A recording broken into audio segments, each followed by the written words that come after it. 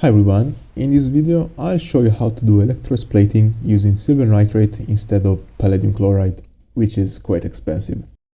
This method works, but I can't say for sure if it is better than the traditional one.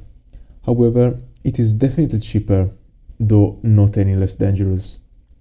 Yes, you can use this process to deposit a super fine layer of copper for extremely small vias in custom double-sided PCBs, like in this example.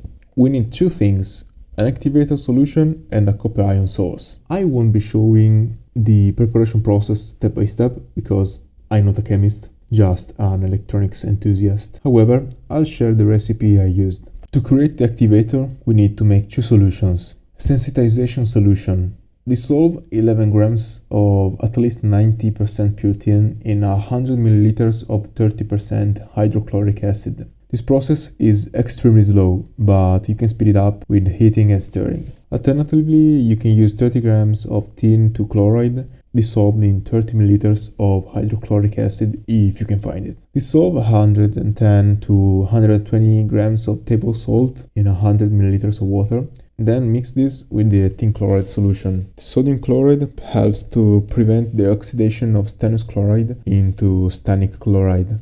I made this solution 2 months ago and it still works. Activator solution.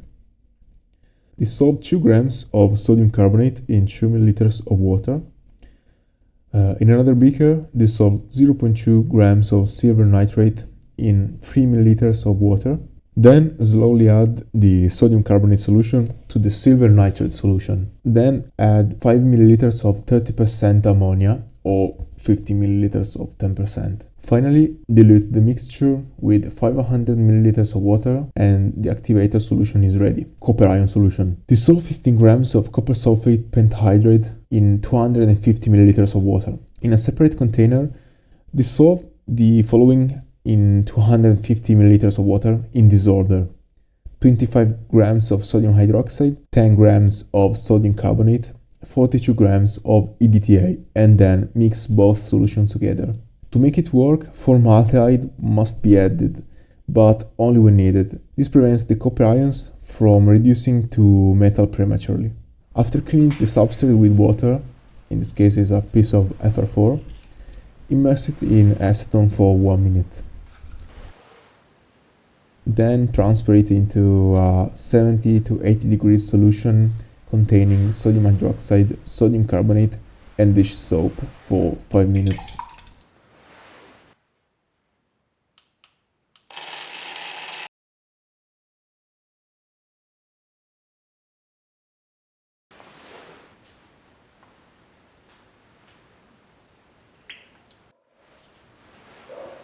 Using a syringe, take 4 milliliters of the copper ion solution and use a pipette to measure a few drops of formaldehyde. Outside, obviously for safety, mix 3 to 5 drops of formaldehyde with the copper ion solution in a small plastic container.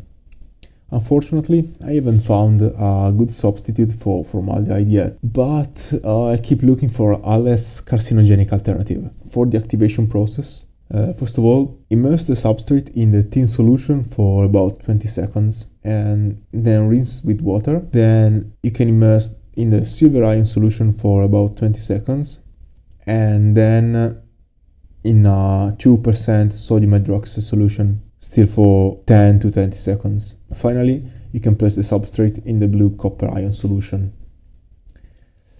Heating the solution can speed up the process, but it may result in a less uniform coating.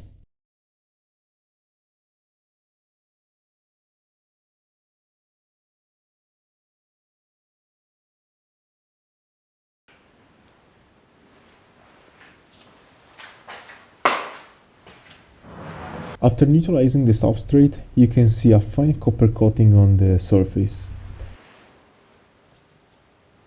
Let's test its conductivity. And actually it seems pretty good. The coating obviously can be improved with electroplating, which will also increase its mechanical strength. Let's take a look under the microscope. Some areas have inconsistent copper deposition, but this process can definitely be improved. And if you have any ideas to improve this process, leave a comment. I'd love to try new experiments. And that's it for this video. In the next one, I'll probably be showing some CNC improvements, so the main topic won't be chemistry. So if you don't want to miss that video on the CNC, you can hit the subscribe button. Thank you very much for watching.